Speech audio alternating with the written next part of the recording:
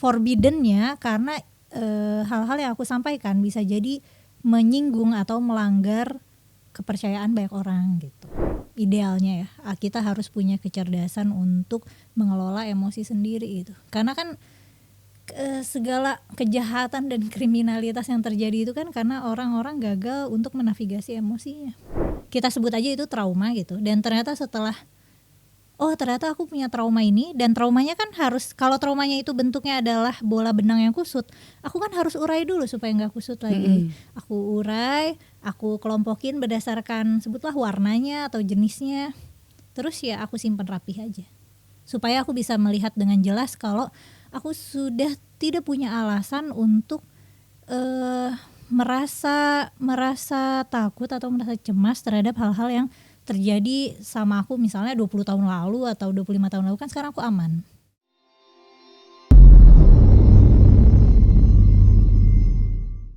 Hello, welcome back to Anthem, Andari and the Theater of the Mind. Belum desok nih suara gue. And the Theater of the Mind gitu. Ini ketawa lagi samping gue. Kali ini gue hadir nih untuk Anthem Tribe yang menyaksikan dan lagi-lagi bahas seputar Healing Anthem. Tapi kali ini tamunya berbeda karena dia juga adalah seorang host dari sebuah channel yang vavavoom ya, namanya Forbidden Question. Dia juga adalah seorang content creator. Dia juga adalah seorang ketua federasi dari Scrabble Indonesia. Please welcome Kumaila, aka Mela. Antara Maila atau Mela? Mela aja, gampang, lebih gampang. Kenapa nggak Kuma aja sih? Lucu ya Kuma. Atau Ila. Kuma terlalu beruang. Kuma tuh terlalu kayak bikin penyakit ya. Kuman. Ada tuh dulu haters aku yang nyebutin Mbak Kuman. Dia bikin kayak akun gitu namanya Kuman apa gitu, terus ngisi isinya ya buat hating aku gitu. Tapi akunnya udah hilang. Terus lo di-hatingin, lo ketawa-tawa. Lucu. Oh lucu. By the way, sebelumnya nih gue pengen nanya, Forbidden Question tuh dari kapan sih Mel? 2 tahun lalu lah. Akhir 2 tahun lalu gitu. Oh berarti kenaikannya pesat juga ya. Sekarang udah ada 50.000 subscribers kan, benar ya? Betul, 50 ribuan, mungkin 58. 58 udah mau 60.000. Gimana rasanya punya hampir 60.000 subscribers dalam waktu less than 2 years? Rasanya gak pakai perasaan sih. Dia mah emang gak punya perasaan nih perempuan ini nih. Beda dari perempuan lain. Punya perasaan, cuman kalau yang urusan itu kan aku hitungnya urusan profesional ya. Biasanya kayak gitu aku masih jarak. Nah baru aku vulnerable tuh kalau misalnya setting keluarga, setting romansa gitu, aku baru vulnerable. Oh jadi kalau untuk dalam bidang berkarya lo gak vulnerable, lo udah mental baja. How? Itu karena menurut gue the most vulnerable justru kalau gue adalah being a creator sih. Kenapa lo pilihnya si Forbidden Question ini kemasannya? Karena itu yang bisa aku, cuma itu yang aku bisa bikin gitu. Jadi kalau aku mikir kan sebelumnya kan aku konten di Geolife kan, aku suka bikin konten tapi biasanya tentang sosiopolitik itu, tentang current issues. Nah terus aku mikir kalau aku bikin konten sendiri, kalau aku punya channel sendiri aku isi apa ya gitu. Jadi kan aku mikirnya apa nih suatu topik besar yang bisa aku produksi jadi konten secara berkelanjutan dan gak bisa habis idenya. Ya itulah Forbidden Question itu, makanya kan aku relatif produktif ya. Tapi basically Forbidden Question tuh what do you expect dari how forbidden the question?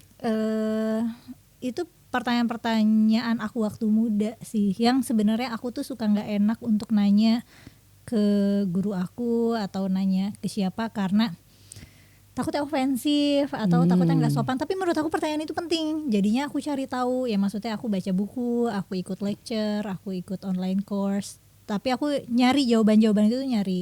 Nah sekarang tuh aku udah nggak, aku ngerasanya aku udah nggak di fase pencarian lagi. Sedap. Jadi, udah penemuan ya? Udah nyaman, lebih tepatnya udah nyaman sama diri aku aja gitu. Wow, congratulations dong. Terima kasih. It's hard loh untuk bisa nyaman sama diri sendiri, apalagi di usia muda gitu ya. Bahkan orang udah tua aja. Aku muda ya gak sih? Iya masih lah, millennials lah. Ya kan, millennialsnya udah menuju Gen Z lagi. Kalau gue kan millennialsnya tengah-tengah nih ya kan. Ke X juga gak terlalu jauh. Lo ke X lumayan jauh kan. Top 3 questions that you consider it's very forbidden and it's very taboo to ask. To forbidden. Mungkin kalau yang forbiddennya itu mungkin yang bentuknya mempertanyakan ketuhanan atau esensi agama ya. Itu mungkin yang forbidden.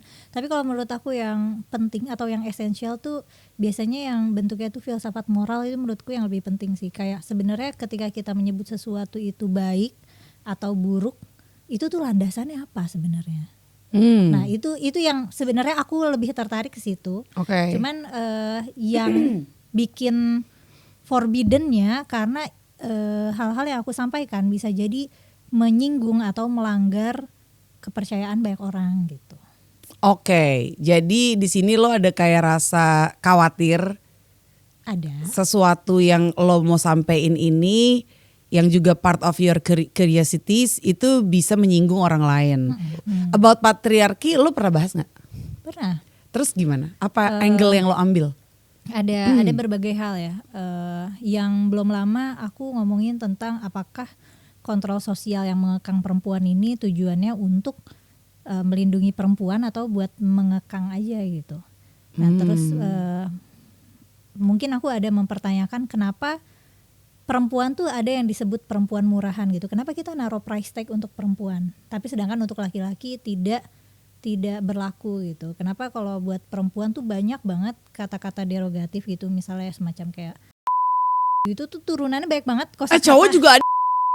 Biasanya kalau ke perempuan tuh kayak yang direndahin adalah harga dirinya gitu. Jadi aku telusuri nih kenapa ada konsep harga diri buat perempuan, kenapa harus dihargakan, dan konsep harganya ini kan sebenarnya nggak reliable kalau kita mau tilik ya. Misalnya perempuan berharga kalau nutup aurat misalnya, perempuan berharga kalau misalnya dia nggak pernah pacaran, anggaplah gitu, yang kayak gitu-gitu sih. Tapi it's a blessing to be woman sih kalau gue. Lo sendiri gimana Mel? Aku senang jadi perempuan. Dan justru aku senangnya karena aku ngerasa aku jadi punya that side of sensitivity gitu. Kayaknya emang biasanya orang tuh suka nganggepnya aku tuh kayak maskulin atau nggak punya perasaan, tapi sebenarnya tuh aku cengeng. Cuman di part-part lain gitu ya. Kalau urusan misalnya belajar atau ngonten itu aku masukinnya ke dalam belajar ya. Belajar, karir, ngonten, aku biasa memang berusaha untuk punya tembok. Untuk membatasi reaksi aku dan emosi aku tuh aku emang aku pasang tembok aja. Gimana cara pasangnya Mel? Kayak berlatih sih. Caranya? Dulu tuh aku pernah didiagnosis anxiety disorder, dan aku juga menderita depresi mayor. Dan itu tuh lama sekali, bertahun-tahun dari sejak aku remaja. Jadi aku memang sangat berusaha gimana nih aku bisa ngontrol rasa cemas aku, bisa ngontrol rasa sedih aku. Sebenarnya bukan rasa sedih ya, depresinya ini gimana caranya untuk ngontrol gitu. Karena setelah aku udah sembuh sekarang gitu, aku bisa bedain banget yang namanya sedih dan depresi itu beda gitu. Nah dulu ya tentunya aku caranya ya berobat dan terapi sih. Bedanya gimana sih Mel? Kalau depresi itu udah sampai tahap apa tuh? Kalau depresi tuh, kalau sedih itu kan sedih ya, kita nangis, abis itu gelombang kesedihannya reda, kita bicarakan, gelombang kesedihannya reda, masalahnya hilang. Kalau misalnya kita sedih karena suatu masalah, masalahnya mereda, gelombang kesedihan kita mereda. Tapi kalau depresi itu kayak udah nyangkut aja, kayak kadang-kadang aku mengekspresikannya seperti ada kegelapan di belakang kepala aku yang memberikan ide-ide yang destruktif untuk diri aku sendiri. Atau kadang-kadang aku merasa seperti emosi aku terjebak di dalam lemari dan aku terkunci di dalamnya gitu. Jadi ketika depresi itu aku tidak bisa mendeskripsikan bahagia itu apa sih gitu. Dan kalau aku ditanya sekarang bahagia itu apa, aku bisa mengekspresikannya, aku bisa mendeskripsikannya. Tapi ketika masa aku masih sakit gitu ya, aku tuh nggak bisa grasping the idea of happiness. Wow. Dan kalau trace back ke masa kecil, ada happiness nggak masa kecilnya? Masa kecil kan sebenarnya perasaan anak kecil kan nggak terlalu kompleks ya. Ya nggak sih, karena ini baru kemarin aku nanya ke anak kecil, kamu bahagia nggak? Dia bilang bahagia tapi kadang-kadang enggak gitu. Apa yang bikin kamu bahagia? Kalau dibolehin main bikin slime. Oke. Terus apa yang bikin kamu gak bahagia? Kalau gak boleh main slime. Lucu banget. Jadi kayaknya anak kecil tuh memang cuma mengkonsepkan bahagia tuh masih sesederhana itu. Dan aku kira juga kayaknya waktu kecil pun aku sesederhana. Masalahnya ketika kita tumbuh, otak kita semakin kompleks, cara kita mengolah informasi, cara emosi kita bekerja juga tambah kompleks gitu. Itu kenapa rasanya semakin dewasa hidup semakin rumit. Yes. Karena justru sebenarnya senjata lo makin banyak loh. Lo punya anxiety, lo punya rasa males, lo punya rasa apa sih, nggak tahu lah kalau udah gede tuh apa sih selain anxiety yang bertambah lagi kalau di film Inside Out yang kedua tuh. Kan dia selain ada anxiety, ada males, bosen, ya kan. Kayak gitu-gitu, mungkin compulsive gitu-gitu ya. Menurut gue itu tools untuk lo bisa beradaptasi atau merasakan spektrum kehidupan gitu. Karena kan kita hidup nih udah di era keberapa? Humanity itu dari kapan sih? Dari kapan Mel? 300.000 tahun lalu. 300.000 tahun exactly, lo bayangin gak? Itu culture over culture tuh udah terbentuk dan kita datang udah di lapisan tumpukan keberapa nih gitu. Dan emosi-emosi yang udah grow itu kan terwarisi ke keturunan berikutnya kan. Jadi kadang I also can feel my mom's anxiety walaupun dia udah gak ada, walaupun dia udah meninggal, tapi the emotion karena kan kita tumbuh dari emosi kan. Emosi juga yang membuat kita tumbuh gitu. Kalau kita emotionless, gue rasa kita nggak jadi kayak gini sih. Gue rasa kita mungkin bakal kaku banget kayak nggak punya ekspresi apa-apa gitu. Kita ekspreskan through emotion juga. Sedih ekspresinya beda, ketawa ekspresinya beda. Dan kita belajar itu dari kecil gitu. Kita ngeliat orang tua kita kan kita role play kan. Hidup itu role play dari kecil kan kita ngeliat orang tua. Oke, kayak gitu toh caranya sedih, kayak gitu caranya anxiety. Nah terus dari situ sih gue kayak apa ya, belajar bahwa yang namanya emosi tuh emang bertumbuh, apalagi ada film Inside Out itu udah very clear. Yang pertama cuma ada anger, terus disgust, terus sad and juga joy, and then develop into anxiety and the blah. Tapi tetap masih ada tuh joy, anger tuh tetap masih ada gitu. Dan ketika gue tahu emosi itu terwarisi, gue jadi kebayang nih peran gue tuh sepenting itu loh untuk regulate, to learn your emotion, your emotional skill and how to overcome each emotion yang variatif itu. Yang mungkin ada belasan, ada ratusan, gue juga gak ngerti ya kalau mau di. Fear kan ada macam-macam. Fear of missing out, fear of judgment, fear of losing, fear of apa, banyak gitu. Jadi menurut gue emang tugasnya manusia untuk bisa mempelajari semua itu dan be wise untuk mewariskannya ke generasi penerus gitu. Jadi ketika kita tahu kita ada bakat anxiety, that's why kita penting ya untuk menelusuri diri kita.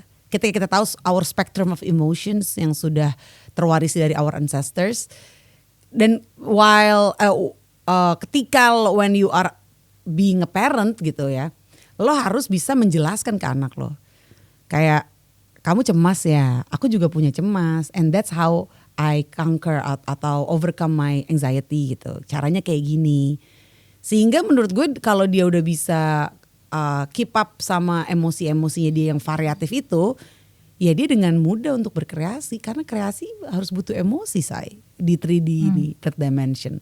Mungkin kalau diterjemahkan ke bahasa aku lebih ini kali ya, akan menerjemahkannya ke emotional intelligence dan mungkin kayak semacam mindfulness yang kayak gitu. Jadi kita aware sama apa yang kita rasa, aware sama apa yang kita pikirkan, aware bahwa kita adalah individu sendiri dan kita harus idealnya ya kita harus punya kecerdasan untuk mengelola emosi sendiri itu. Karena kan segala kejahatan dan kriminalitas yang terjadi itu kan karena orang-orang gagal untuk menavigasi emosinya. Ketika ada emosi yang masuk, kasih jeda dulu untuk bereaksi. Baiknya aku bereaksi bagaimana nih yang adil gitu. Dan kalau misalnya terlanjur kelepasan, kembali lagi kesadaran ya minta maaf aja, koreksi gitu. Ya, jadi itu.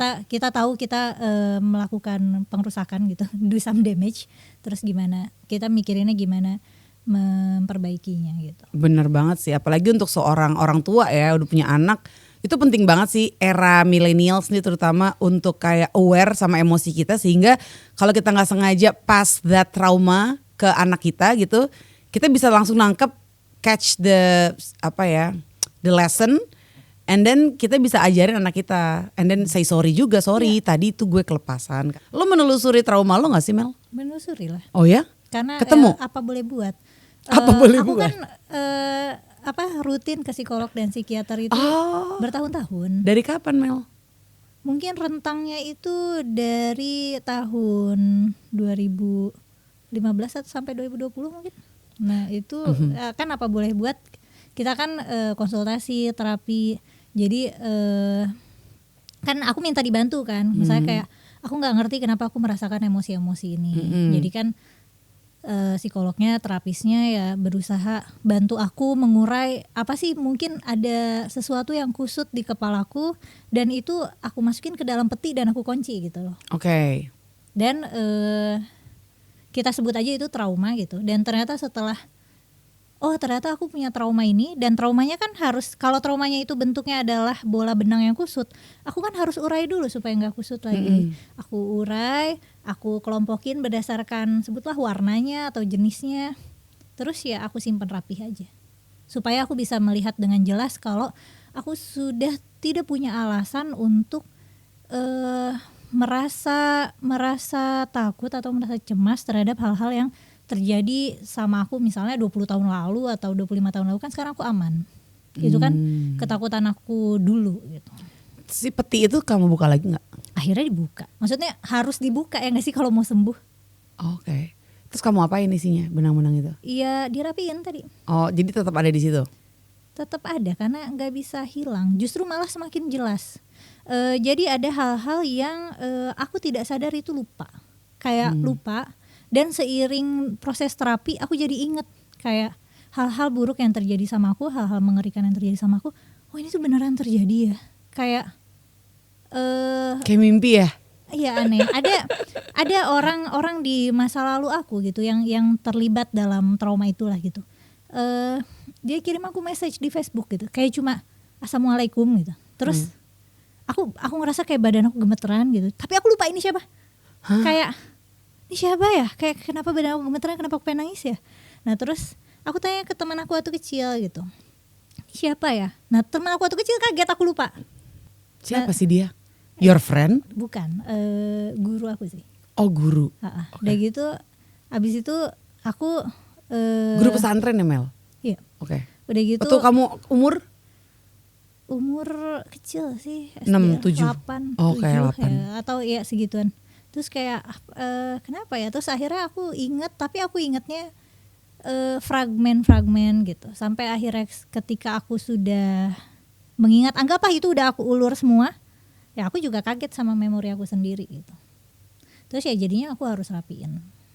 Tapi begitu ngingat memori itu, is it relapse. Was it a bad experience? Bad and good ya. Karena untuk anggaplah untuk aku bisa sembuh, aku kan harus proses dulu. Tapi kan prosesnya itu nggak enak. Prosesnya itu kan menyakitkan. Apa sih prosesnya? Iya, ingat-ingat lagi aja sih. Ingat and then what you do with that memory? Nah itu yang menyakitkan ya. What should I do with this memory? Oke, kalau misalnya aku tahu this thing happen to me, terus apa? Terus aku jadi punya self konsep aku tentang diri aku sendiri rasanya jadi rapuh. Kayak dan memori buruk kan dia memancing memori-memori buruk lainnya gitu. Oh gitu, gue baru tahu sih. Yang berkaitan sama itu gitu, yang ternyata setelah dewasa itu tuh aku kubur aja. Maksudnya aku nggak mau bicarakan, aku nggak mau proses, ya aku kubur aja gitu. Aku masukin dalam peti, aku kunci. Dan ketika aku dewasa menjadi sebenarnya dari remaja sih, aku depresif gitu ya. Aku sering punya suicidal thoughts dan aku don't exactly understand why. Nah itu kan makanya aku minta tolong gitu. Maksudnya aku minta tolong ke profesional gitu. Kenapa aku ngerasa gini gitu. Lo sadar nggak emotion apa yang terserang ketika lo ketemu orang itu lagi atau ketika orang itu menegur lo lagi di Facebook and then you remember all the things that he or she that he did to you gitu pada waktu itu emosi apa yang terserang? Is it sadness or is it disgust or is it anger? I think the combination of all ya. Dan aku jadi kayak kenapa gitu. Nah pas lagi prosesnya itu justru itu malah jadi parah-parahnya, malah jadi memburuk gitu. Kan aku ya, misalnya aku depresi, aku ingin disembuhkan kan. Maksudnya aku ingin mendapatkan pertolongan. Terus pas lagi prosesnya, aku malah tambah parah dulu. Karena memori-memori itu harus aku proses. Itu kamu ngapain cuti dulu kah dari semua kegiatan? And then you solitude enggak cuti. Kayaknya itu buruk buat aku deh. Saat itu kan aku sering suicidal. Jadi sendirian, merasa aman sendirian itu bahaya buat aku. Karena I don't trust myself with myself. Karena aku adalah orang yang paling ingin menyakiti aku gitu. Jadi cara akhirnya menerima itu gimana? Kalau menurut aku ketika udah inget, ya mau diapain, ya cuma diterima. Akhirnya cuma bisa aku terima. Sampai situ aja. Aku terima itu jadi bagian dari diri aku jadinya. Makanya tadi aku masukin ke rak, nggak bisa, karena nggak bisa aku buang, nggak bisa aku hancurkan. It happen. Kamu ngasih sesuatu nggak ke memori itu? Like maybe love, maybe like forgiveness. Do you forgive that person gitu? Should you? Enggak. Should you? Enggak. Aku ngerasa aku tidak harus memaafkan. Aku nggak harus memaafkan itu terjadi. Aku nggak harus memaafkan orang yang menyakitiku. Tapi aku menerima aja. Aku menerima it happen to me gitu. Dan tidak ada yang bisa aku lakukan untuk mengubah masa lalu gitu. Yang bisa aku lakukan adalah membentuk aku menjadi lebih resilient. That's nice. Kita masuk ke healing nih. Apa sih arti healing buat lo, Mel? Ketika kita tidak diserang, mungkin karena aku lama punya anxiety disorder ya. Jadi aku ngerasa aku itu healed ketika aku tidak punya perasaan cemas, ketika aku tidak unreasonably pengen bunuh diri. Itu buat aku udah bahagia. Kayak udah healed. Hari berjalan tanpa ada anxiety nggak jelas, tanpa aku ada panik, tanpa aku ada takut hidup. Kan kalau orang sehat tuh takut mati ya. Kalau orang sakit tuh takut hidup. Kayak gue pernah been there. Tapi kalau ngadepin hater tuh gimana sih, Mel? Gue tuh soalnya orang yang nggak pernah membenci ya. Dan gue melatih diri gue, pernah kesel sama orang, tapi gue melatih diri gue untuk memaafkan. Gue melatih diri gue untuk semakin lo benci dia, lo malah yang tersakiti. Jadi lo maafin. Take your power back with forgiveness gitu. Gue belajar itu, dan itu adalah panduan hidup gue yang sangat berharga banget. Jadi gue ngadepin hater tuh gue sedih sih. Gue ngeliat orang misalnya ada yang hina orang lain deh, bukan gue. Gue tuh kayak, lo ngapain sih gitu. Udah sih, lo maafin diri lo deh. Itu dengan lo ngebenci orang itu tuh sebenarnya lo lagi nunjukin lo benci diri lo sendiri. Dan kelihatannya jadi kayak orang gak bahagia ya gak sih? Kelihatan banget. Menyedihkan. Dan lo seneng. Kalau gue kan sedih nih. Lo kan lucu kata lo orang kayak gitu, Mel. Ya, karena kadang orang kalau ngatain tuh gak on point. Maksudnya kalau mau ngatain aku tuh ya on point. Maksudnya kan kadang orang ngatain aku, gigi aku kan gede-gede dan somplak. Terus mereka gue gak pernah ngeliat itu loh, Mel. Gue kayak gak usah gitu juga sih. Padahal yang ngomong giginya gak ada. Maksudnya aku gigi aku gak sempurna, tapi aku tahu gigi aku tuh tidak seburuk rupa itu. Jadi orang mau ngatain gigi aku tidak terpengaruh. Atau orang mau ngatain ini cewek lonte gini-gini, itu juga aku tidak terpengaruh. Jadi kayak kalau mau ngatain tolong coba lebih kreatif gitu. Atau misalnya mau ngatain aku gendut atau apa, aku tahu aku gak segendut itu gitu. Lo tuh kalau mau ngatain Mela kayak gue nih, Mel, pertanyaan-pertanyaan di podcast lo kurang forbidden. Itu ya benar. Nah itu lebih attack. Nah kalau misalnya attack tuh kayak kalau misalnya aku ngomong apa sih nggak jelas, maksudnya kan aku pengennya aku kalau ngonten tuh audiens paham ya. Nah terus ketika dia bilang aku ngomongnya nggak jelas atau pokoknya yang benar-benar on point, itu dia aku kena, meskipun kenanya tuh bukan sakit hati, bukan berarti aku sakit hati atau marah ya, itu bisa ada feedback, itu bisa aku jadikan bahan evaluasi. Tapi kan kalau misalnya feedback hatersnya cuman ya ngomongin babi, muka lu tuh kayak babi, aku kan gak bisa ngapa-ngapain. Kita masuk ke yang lo pertama, ini juga orangnya otentik banget sih ya. My Future by Billie Eilish. Itu aku ulang terus. Aduh, itu lagu keren banget. My healing ya, karena aku kan suka Billie Eilish dan aku ngikutin lagu dia yang lagi depresif banget. Kenapa lu suka lirik-liriknya depresif banget dan di situ tuh lagu healingnya dia menurut aku. Oh ya, kenapa lo suka Billie Eilish? Karena aku ngerasa resonate aja sama aku. Kayak ya unik ya. Lagu-lagu yang melankolis tuh aku suka. Oke, Ini drown in ke melancholy song. Billie Eilish ini yang lagunya My Future ini, My Future itu diambil dari album yang judulnya My Future juga yang rilis tahun 2020 pas pandemi banget nih ya. And Billie Eilish udah sembuh. Udah Lagi sembuh ini kayak kamu? Udah nggak ngerasa butuh rutin ke psikolog atau psikiater lagi. Kapan mulai berhenti ya? Maksudnya nggak rutinnya ya? Iya kayak 2019. tiba-tiba aja kan lama-lama awalnya kan obatnya intens ya. Aku harus kontrol setiap 11 hari. Terus kan sampai akhirnya aku udah nggak butuh antidepresan rutin. Aku cuma minum ini kalau ada panic attack aja atau gitu. Terus obatnya kayak nggak pernah aku minum lagi. Terus aku udah males ke psikolog atau psikiater karena aku nggak ngerasa butuh bantuan. Kayak ngerasa aku bisa bantu diri aku sendiri. Keren. Itu menurut gue sih the highest achievement of healing itu adalah self heal sih. So you can do it like every time, everywhere. Lo jadi independen kan? Oh mungkin ini highlight aku bisa tahu aku bahagia adalah ketika aku nyaman. Selain nyaman menjadi diri sendiri, aku nyaman sendirian. Iya, itu jadi bener banget. Ketika sendirian ya aku tenang-tenang aja rasanya. Sedangkan dulu kan waktu masih suicidal, aku kalau lagi sendirian yang ada tuh ide-ide bunuh diri bermunculan gitu. Ketika kita lagi depresi, kita tuh nggak bisa visualize future tuh susah. Yang ada tuh kayaknya gelap aja, di depan tuh gelap. Jadi kayak ada sesuatu yang menarik kita untuk stay in the past kan. Jadi konsep masa depan tuh suram.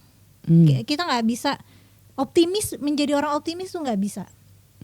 Nah dan aku tuh ngerasain lagu-lagu Billie Eilish itu kan depresif ya, kayak self-hating, terus suicidal. Tapi Birds of the Feather itu sekarang beda. sekarang dia lagi di atas bucin. angin, lagi bucin ya, lucu ya. Sekarang dia lagi lagunya lagu cinta kan banyak. Dulu-dulunya tuh lagunya suram. Berarti fase-fase hidup lo Dan My sama Future itu optimis. Dia mulai embrace dirinya. Iya. Dan yang sekarang tuh lagu-lagu bucin sih, lagu-lagu jatuh cinta semua. kayaknya mungkin lo satu timeline kali sama Billie Eilish ya. Dia tuh lahirnya sama kayak lo gak sih? Lo tahun berapa sih Mel? Enggak lah, Billie Eilish tuh muda banget. Iya lo kan muda Mel. Enggak, aku tuh lahir 92. Billie Eilish tuh kayaknya 2000 deh.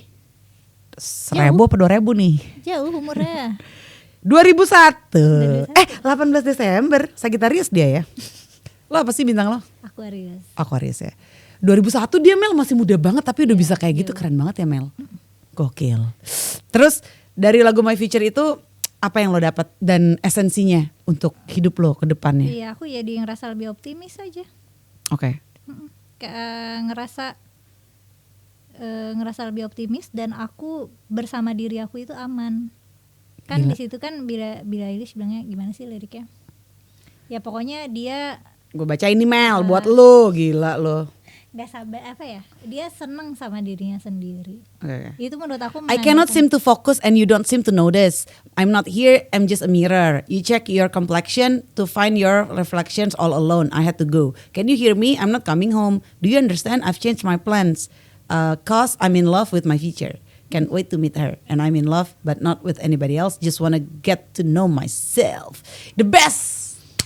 Karena dari itu aku ngerasa aku bisa memvisualisasikan masa depan aku nih, kayaknya aku akan ketemu diri aku yang menyenangkan, diri aku yang tenang, diri aku yang tidak dikungkung oleh rasa sedih gitu. Dan lo sekarang udah ngerasain itu terus since 2020 ya? Ngerasain itu. Gokil, congratulations. Ini satu pencapaian lo ya. Karena lo udah bener-bener udah ngelewatin ke psikiater, ke psikolog, udah minum obat rutin, masih ketemu mereka bertahun-tahun, akhirnya merdeka juga. Gila, ini gila.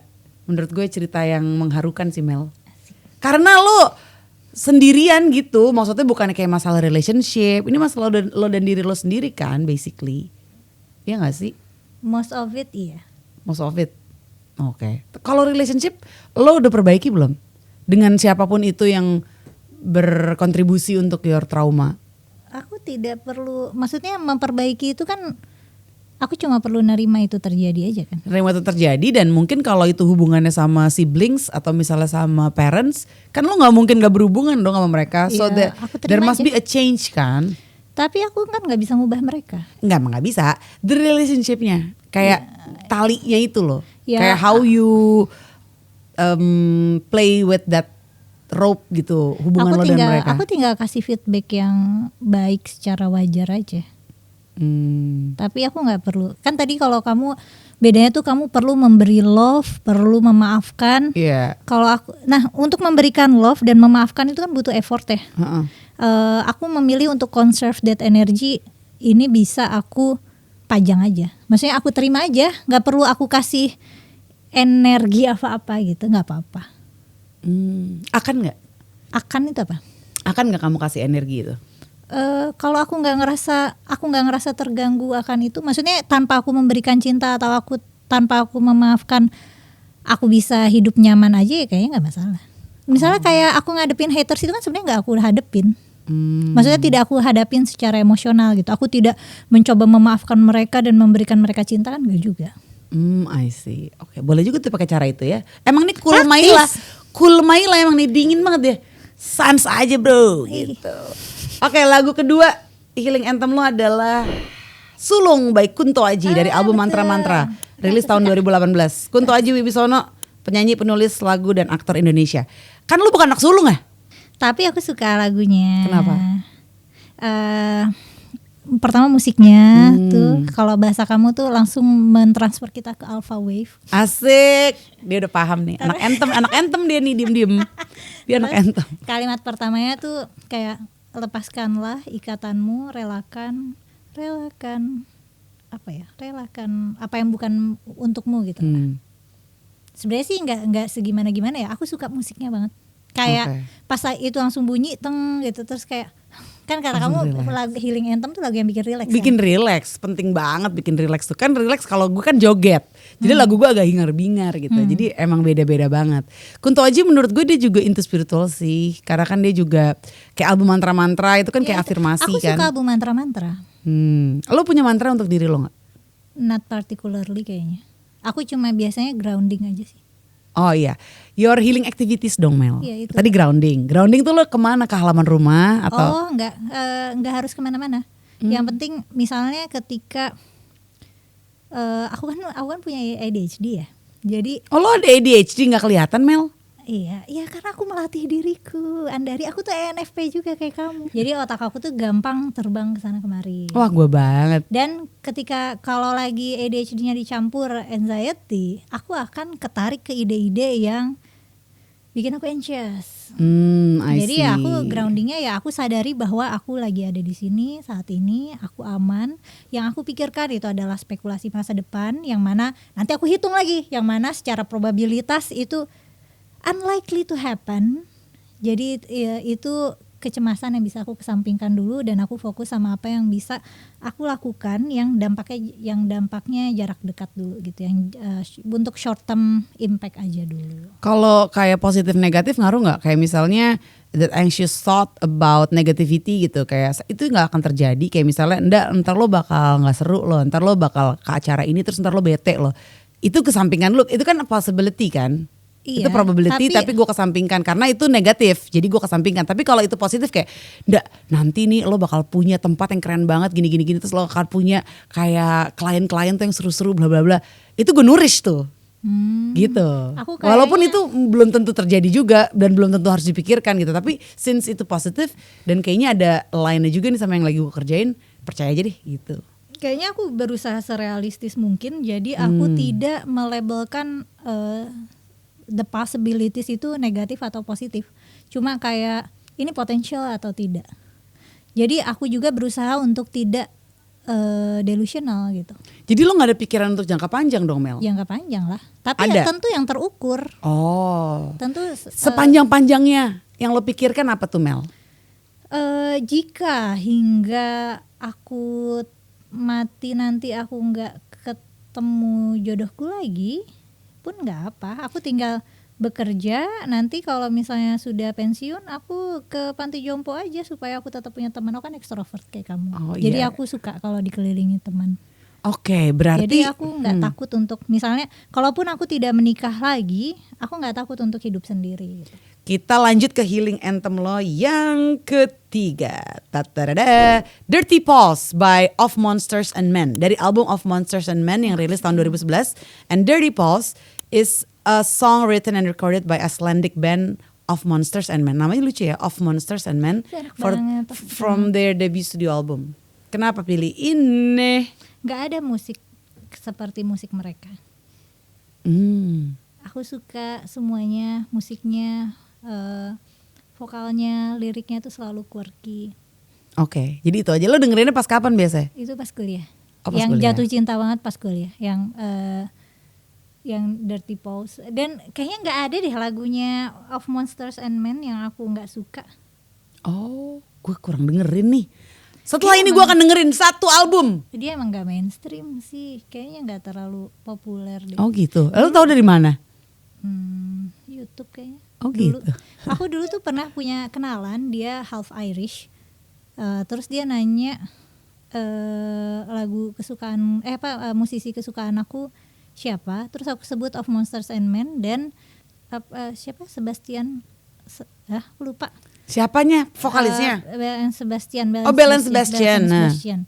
Nah, terus dia kaget kayak, oh di Indonesia banyak yang suka Of Monsters and Men sama Belle Sebastian.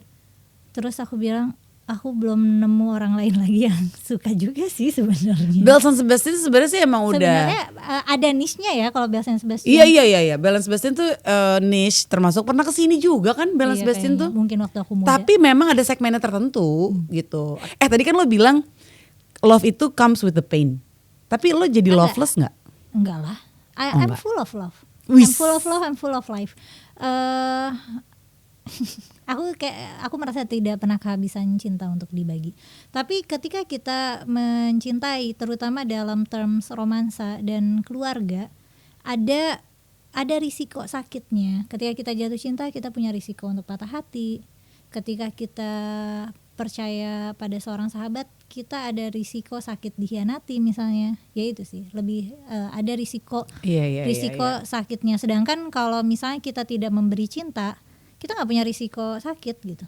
Kalau misalnya aku anggap aku tidak mencintai pacar aku ketika dia selingkuh, aku nggak akan ngerasa apa-apa gitu. Benar. Jadi masing-masing ada resikonya ya. Cuma gue sih pilih yang cinta sih, karena gue pernah ada di posisi gue patah hati waktu SMA lah ya. Gue patah hati sakit, sedih. Abis itu gue nggak mau lagi. Pokoknya gue pacaran tapi gue nggak mau pakai cinta. Jadi gue bener-bener kayak udah gue suka. Jadi gue nyebutnya I like you, udah that's all gitu. Gue nggak mau cinta, gue nggak mau sakit. Ujung-ujungnya gue tuh sakit juga. Malah lebih sakit lagi. Karena gue jadi kebawa ke negativity kan. Karena love itu kan antidote untuk negativity menurut gue. Love is the cure, love is the medicine gitu. Jadi apapun yang sakit lo obatnya pakai cinta. Nah ini jadi ketika gue sakit, karena gue gak terbiasa accessing love frequency, gue jadi gak tahu cara nyembuhin diri gue dan gue makin terpuruk. Gak bisa. Makanya that's why di tahun 2015 I choose love. In every single way, in every time, in every moment gitu. Jadi kalau ada kesempatan, gue gedek nih sama nih orang, stop. Choose love, oke. Gue sayang sama nih orang, gue gak mau nyakitin dia. Tapi dia tadi nyakitin gue, dia bikin gue kesel, gak apa-apa. Itu pasti dia unconscious, dia pasti gak sadar. Udah pasti dia gak sadar. Kalau dia sadar gak mungkin dong dia nyakitin orang. Kan orang yang udah sadar, orang yang udah enlightened gitu ya, gak mau nyakitin orang. Gak bakal lah, orang only love kok. Dia cuma punya only love doang. Gue mau nawarin apa, gue gak punya hatred gitu. Lo udah ngerasa kayak gitu belum? I don't have hatred anymore gitu. Gue ngerasa aku gitu Mel. Dari dulu sih sebenarnya. Cuma makin kesini tuh makin nggak ada alasan lagi gitu. Aku malah merasa hate itu menghabiskan mental effort yang sangat besar. Bener. Jadi aku memilih untuk tidak membenci sih. Kayak lebih kalau ada yang aku nggak suka, aku anggap nggak penting aja. Iya, itu ngabisin banyak energi udah gitu untuk sesuatu yang sifatnya lempar ke orang kan, bukan untuk diri sendiri gitu. Jadi agak semi bodoh sih menurut gue. Kalau too much hate tuh, lu bodoh juga ya, lu mau gitu bergelut di hal yang gila effort banget. Dan itu bisa ngegrogotin kesehatan kita soalnya Mel. Tapi kadang-kadang di dalam manusia berkehidupan itu kadang-kadang cinta dan benci itu ini kan kayak mendorong satu sama lain. Misalnya orang yang punya rasa aktivisme untuk membela perempuan gitu, membela hak-hak perempuan, itu juga ada drive dia benci dengan sistem patriarki misalnya. Oh, Jadi iya, iya. kita bisa kok channeling kebencian menjadi sesuatu yang berdampak. Itulah makanya jurusnya alkemi. Alkemi itu nih, basically tadi gue mau ngomong itu jadi nggak selesai. Ini gue singkat aja karena kayaknya gue udah makin ngerti nih ya. Si alkemi ini tuh jadi emang jurus menurut gue bisa diberlakukan untuk termasuk untuk spirituality dan untuk self growth lah ya. Ketika lo bisa turn the lead into gold gitu, turn timah menjadi emas. Dalam spirituality juga gitu, atau mental health lah ya. Ketika lo ngerasa benci, gimana caranya shifting itu jadi love. Itu tugas manusia sih. Cuma manusia yang bisa beralkemi menurut gue. Jadi itulah kenapa ketika kita udah enlighten, udah terbuka nih pikiran dan hati, kita harus siap menerima berbagai macam hal. Terserah you name it, mau itu baik mau itu buruk. Cuma kalau gue milih all blessing sih. Semuanya all blessings yang terjadi sama gue, even itu agak sedikit dark, tapi how to transmute or transform it into something good or something better. Yang kayak misalnya tadinya tentang relationship di orang baru nih, kok ini orang baru kayaknya agak ngancem ya, kayaknya agak ada nyebelinnya gitu. Tapi ketika udah mau pakai jurus alkemi, ketika buka lagi sedikit tentang orang ini, enggak kok, dia sebenarnya juga tujuannya baik lagi. Cuma dia nggak ngerti caranya. Akhirnya yang tadinya persepsi gue ke dia buruk jadi baik. Akhirnya gue jadi bisa bantu dia. Or gue jadi bisa melihat kelebihan dia untuk membantu gue gitu. So that's alchemy sih. Jadi alchemy itu penting banget untuk orang-orang, terutama untuk memfasilitasi individuation tadi. Ketika lo udah sempurna kayak at least maksud gue better than before gitu ya. Kayak lo udah paham tentang masculinity dalam diri lo. Gue ada sisi maskulinnya tapi gue juga ada feminine. And then they match, they hermaphrodite gitu, kayak kawin tuh feminine dan maskulin dalam diri kita. Jadi kita fulfilled, kita gak butuh orang lain, pasangan tuh cuma komplement. Sorry tuh saya ini sayangku ya, suamiku. Gue melatih diri gue untuk gue mandiri dan gue seneng kalau laki gue juga kayak gitu. Dan gue rasa dia melakukan itu. Sehingga kita berdua tuh hidup berdampingan tuh gak saling nyusahin gitu. Kayak kita nourish each other. Gue kelebihan nih, gue kasih aku setuju sama jenis kan? relationship yang gitu. Iya kan? Tapi untuk bisa nourish each other kita harus abundant. Yes, bener. Gimana caranya yang udah grow, ini lo access that abundance supaya lo makin grow, pasangan lo sebelah lo juga grow karena lo udah ngasih dia terus. Gitu sih. Oke, kita masuk ke healing anthem lo keempat, Slipping Away by Sum 41. Wah, tiba-tiba ngerok nih ya dari album Chuck yang rilis sekitar tahun 2004. Sum 41 is a Canadian rock band from Ajax, Ontario, and the band was formed in 1996 and currently consists of Derek Whibley, lead vocals, guitarist, and keyboards. Ada Dave Baksh juga lead guitar, backing vocals. Ada Jason McCaslin, bass and backing vocals. Tom Tucker, guitars and keyboards and backing vocals, and Frank Zumo namanya, drums, occasionally backing. Semuanya backing vokal nih. Butuh banyak banget backing vokal Sum 41 ya. Kenapa pilih ini? Aku suka Sum 41, especially that song. Karena kan biasanya kan lagu dia kan ribut ya, berisik. Terus lagu itu tuh melankolis. Lo tuh anaknya melankolis. Betul. Apakah nama Mela itu dari melankolis? Ya betul, ku melankolis Hakimah. Lo sejak kapan lo sadar lo melankolis? Aku kayaknya memang drown to melancholy deh. Mungkin itu yang bikin lo jadi lebih mudah gak pecicilan dibanding gue ya. Kayaknya kalau gue soalnya kayak sanguin kayaknya. Aku gue sanguin.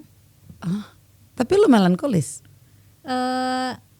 Itu feminin lo kali ya. Aku tertarik sama bentuk seni yang melankolis. Oh I see. Iya.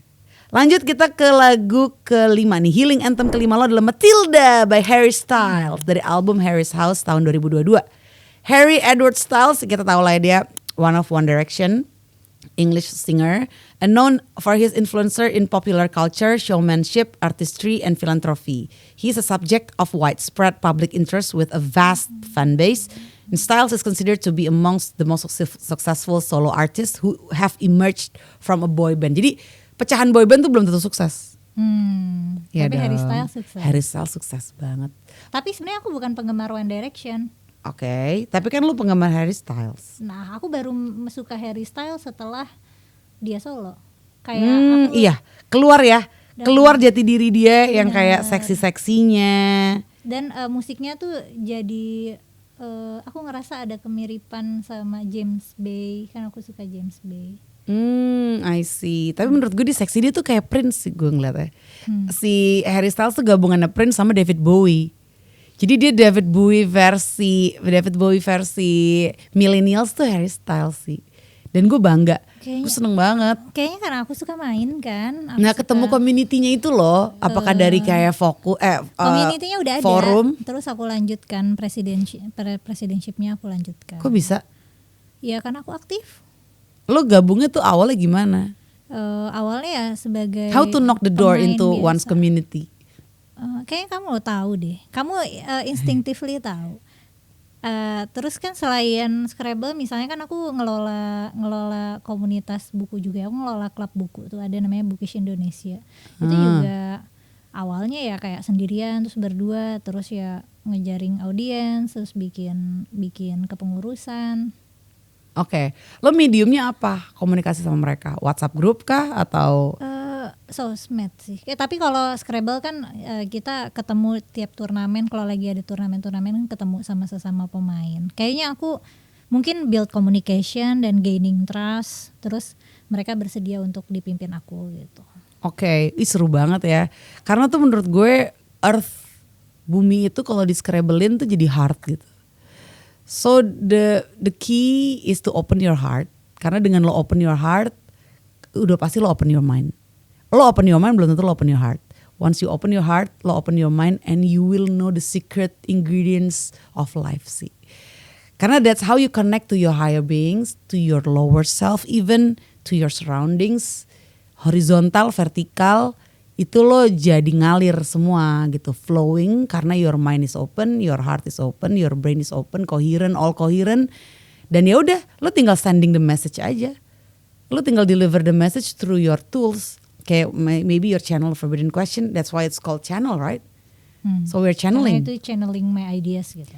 Apalagi kontennya lo udah pilih sendiri kan, jadi ingredients gue ini nih, questions let's say. Ingredients gue adalah sesuatu yang tabu, yang forbidden gitu.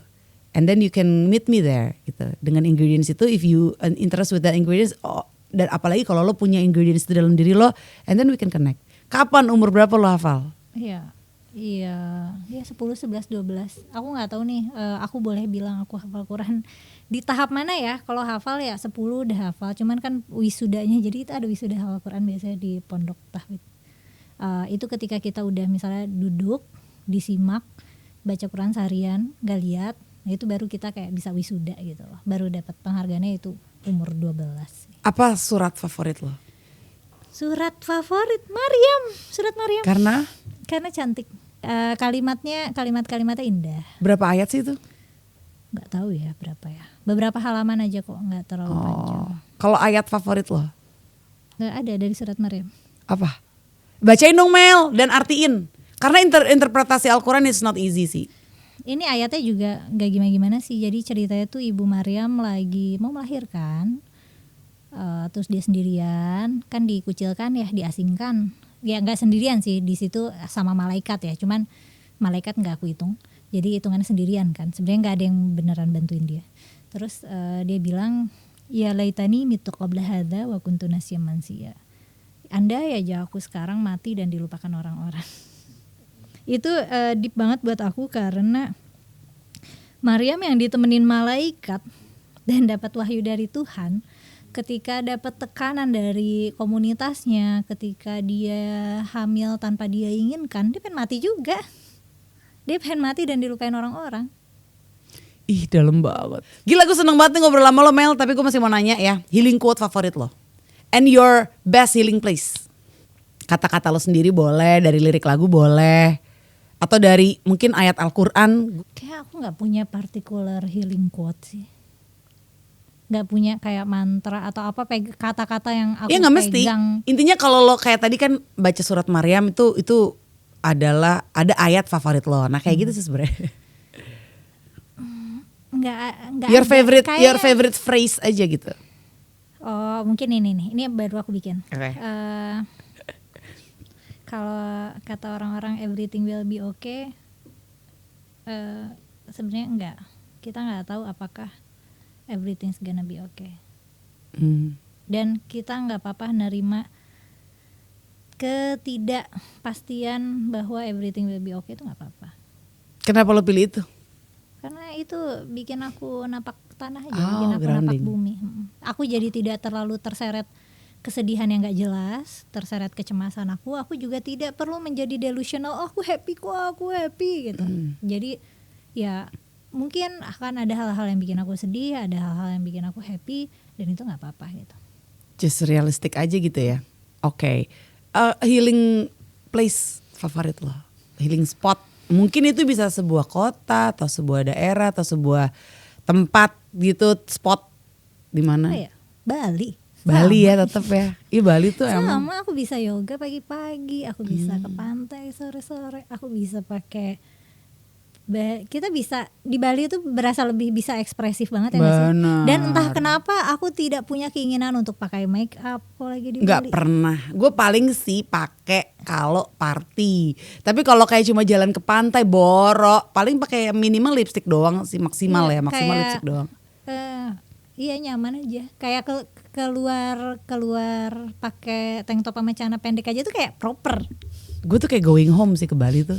Feels like going home gak sih? Enak banget. Yeah, aku juga suka Bali sih. Best. Bali tuh udah kayak, kalau nggak salah Bali itu tempat orang bule yang spiritual tuh nganggapnya Bali tuh kayak tempat penyembuhan emang. Tempat lo healing tuh, best healing emang di Bali. Bali itu kan emang singkatan dari banyak healing ya. Bali banyak healing di situ. Enak sih. Oke, kalau healing activity favorit lo? Apa ya? Yoga Main Scrabble? Yoga, main Scrabble. Main Scrabble ya. Jadi Mel, kata-kata di Scrabble yang menurut lo paling mind blowing apa Mel? Kata-kata sih sebenarnya, bahasa Inggris mungkin atau bahasa. Sebenarnya ketika kita ngomongin kata yang mind blowing di Scrabble itu berarti yang probabilitasnya sangat kecil, but it happen. Mungkin yang terjadi sama aku tahun ini itu ketika aku bisa mainin kata quotably 8 huruf. Itu kecil karena Q itu cuma ada 1/100. Ya ini pasti ngomongin probabilitas sih. Kayak gimana aku bisa dapat all of that Apa tuh? huruf-huruf itu. Aku bisa dapat huruf-huruf yang bisa membentuk kata-kata itu probabilitasnya kecil dan itu ya aku senang dapetnya. Literally quotably, QUOTABLE. BLY. Oh, quotably itu berarti kan yang bisa di quote kan? Iya dan itu susah Mel. Secara probabilitas dapat kombinasi itu susah. Pada waktu dan itu? Apa sekarang, emang dari awal? Ya memang begitu karena huruf Q itu cuma ada 1/100, huruf Y itu cuma ada 2/100, U itu 4/100, B itu 2/100, dan ketika kita dapat itu all together ada tempatnya dan aku kepikiran kata itu secara probabilitas kecil. Gitu. Lucu ya, lucu dan gue nggak nyangka sih kata-katanya tuh quotably gitu. Oke. Kan susah tuh, maksudnya kayak awkward kan juga susah awkward. Bener, nah, awkward itu lebih bisa jadi lebih tinggi lagi karena W itu cuma ada 2/100, berarti kita harus dapat pakai 100% of 2 iya. Kalau gue awkward dan placingnya akan susah. Oke. Apa nih Mel yang mau lo sampaikan ke generasi muda? Silakan Mel di sebelah situ. Generasi muda itu generasi millennials dan Z sih. Kalau X kayaknya udah berumur ya, udah 40-50 gitu. Aku nggak tahu ya sampaikan apa yang bisa aku sampaikan terkait mental health mereka, since lo kan juga waktu remaja lo struggling banget nih gitu. Kalau terkait mental health jangan takut untuk mencari bantuan sih. Kalau misalnya kamu udah datang ke psikolog terus kamu merasa tidak terbantu, merasa tidak cocok, ganti aja psikolognya. Aku pun gitu, bertahun-tahun aku ganti psikolog sampai aku ngerasa I think this person bisa memahami aku. Oke. Kalau yang mau lo sampaikan ke penonton Anthem in general nih, audiens Anthem, kan pasti beda sama audiens lo kan? Iya. Ada bedanya lah gitu. Lo mau nyampein apa nih ke penonton tayangan-tayanganku yang mungkin sedikit sebanyak udah kamu tonton juga ya? Aku nyampein apa ya? Kamu pengen aku nyampein apa? Terserah dong, bebas. Have fun gitu. Iya. Oh ini apa namanya? Mungkin kamu bisa mencari diri kamu sendiri supaya bisa jadi diri kamu sendiri dan membantu diri kamu sendiri untuk tumbuh menjadi versi terbaik dari diri kamu sendiri. Oke. Amin. Moga-moga channel ini bisa membantu kamu ke arah situ ya. Terakhir banget, apa harapan lo untuk tahun 2025? Since kita udah Desember nih tapingnya kan, akhir 2024 Mel, 2025 bentar lagi. Harapan lo apa aja atau mungkin your prayers gitu? You pray? Do you pray? Pray in a realistic way. Oke. What's your hopes? Aku berharap aku sehat, orang-orang yang aku sayang sehat. Aku berharap aku senantiasa dalam rasa aman emotionally dan rasa aman physically gitu. Aku beneran emang aman. Aku pengen tetap bisa retain rasa tenang yang aku punya. Whatever happen in my life, aku berharap aku tetap punya ketenangan, bisa tetap punya ketenangan. Terus kayaknya nggak ada yang muluk-muluk sih. Yang paling besar mungkin aku berharap aku bisa lanjut sekolah sih. Dan itu lagi aku upayakan. Kamu udah S2 kan, lagi S2 proses? Ingin S2. Oh baru mau. Ngambil jurusan apa Mel? Nanti aja kalau udah berhasil. Ya udah. Good luck, moga-moga berhasil. Moga-moga tahun depan tuh udah mulai enrollment ya, pendaftarannya. Tahun depan atau tahun depannya lagi. Amin, gua aminin yang kencang nih ya sama semua audiens Anthem di sini juga amin. Dan thank you so much Mela, waktunya gila di sela-sela kesibukan lo ya sebagai ketua Federasi Scrabble, sebagai content creator dan juga Forbidden Question host gitu. Dan juga produsernya itu kan, Forbidden Question lu juga kan produsernya kan. Pasti di sela-sela kehektikannya pengen istirahat gitu kan, tapi dia meluangkan waktu kesini. So thank you so much, sukses on your journey. Moga-moga healing journey-nya makin skillful lagi. Amin. Bisa share ke banyak orang nih, dan curiosity lo nih bisa berbuah hasil manfaat yang banyak untuk orang. Karena kan beberapa pertanyaan tabu kadang akhirnya kita lupakan kan, padahal itu sebenarnya the fundamental tuh di situ gitu. Pertanyaan-pertanyaan seputar hidup yang kadang kita nggak mau sentuh, justru di situ kuncinya. Dan ini dibantu lewat channel Forbidden Question. So good luck, moga-moga lancar terus urusan-urusan lo. Oke Mela, thank you so much. Melanya pamit kalau gitu. Dadah. Andari juga pamit. Thank you all so much for watching. Kalau mau komen boleh banget tulis komen di bawah. Share your healing journey, share your healing anthem juga di kolom komen. Oke? Mela pamit, Andari pamit. See you again on the next episode of Anthem, Andari and the Theater of the Mind. Bye. Ke yang tengah Mel. Dah.